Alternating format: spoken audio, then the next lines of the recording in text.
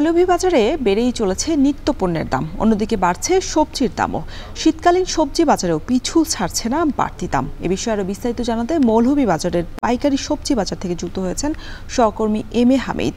হামিদ, জানাবেন শীতকালীন সবজি কি কি বাজারে এসেছে এবং শীতকালীন সবজি সহ অন্যান্য সবজির বাড়তি দামের কারণ কি?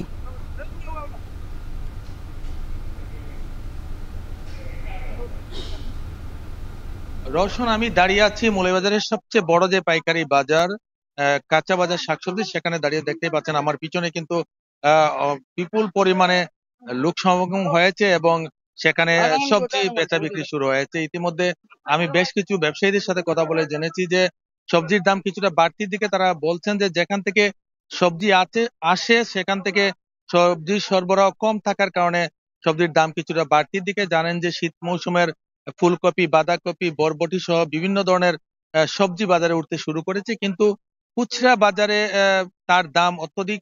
যেখানে পাইকারি বাজারে সবজির দাম যদি কাঁচা সেখানে সবজির বাঁধাকপির দাম হচ্ছে 30 থেকে 35 টাকা কেজিতে বিক্রি হচ্ছে। অপরদিকে ফুলকপি 50 থেকে সর্বোচ্চ 60 টাকা কেজিতে বিক্রি হচ্ছে, কিন্তু সেগুলো আহ, খুচরা বাজারে গিয়ে ডাবল দামে বিক্রি হচ্ছে। সেখানে 60 টাকা কেজিতে বাঁধাকপি এবং 130 থেকে 40 টাকা কেজিতে ফুলকপি বিক্রি হচ্ছে। প্রত্যেকটি সবজির দামই বাড়তির দিকে, অর্থাৎ কোনো সবজি 60 টাকার নিচে পাওয়া যাচ্ছে না। অপরদিকে লেবুর বাজারে আগুন দেখা দিয়েছে, যেখানে লেবু প্রতি শতে 500 থেকে 1000 টাকার মধ্যে বিক্রি হতো এবং সেটা এখন বেড়ে গিয়ে 1200 থেকে 1500, কোথাও কোথাও 2000 টাকা আহ, আহ, শত বিক্রি হচ্ছে। অপরদিকে যদি নিত্য পণ্যের বাজারের কথা বলি, সেক্ষেত্রে পেঁয়াজের দাম কিন্তু মানুষের ধরাছোঁয়ার বাইরে। মানুষ বলছেন যে প্রতি কেজি পেঁয়াজ 90 থেকে 140 টাকা পর্যন্ত বিক্রি হচ্ছে। যদিও পেঁয়াজের বাজারে পাকিস্তানি,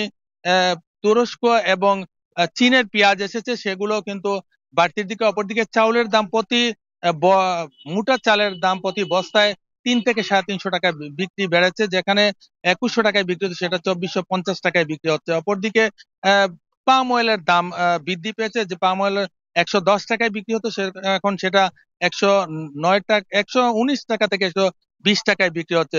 অর্থাৎ সবকিছু মিলিয়ে এই মৌসুমে কিন্তু সবজির দাম সহ অন্যান্য নিত্য প্রয়োজনীয় দাম বাড়ছে এবং ব্যবসায়ীরা বলছেন যে আহ, যখনই পুজো আছে তখনই দাম বৃদ্ধি পায়, কারণ একসাথে সব জায়গায় সবজির ব্যবহার বেড়ে যাওয়ার কারণে এই দাম বৃদ্ধি।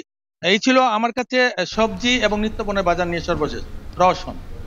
মৌলভীবাজারের বাজার পরিস্থিতি জানাচ্ছিলেন সহকর্মী এম এ হামিদ।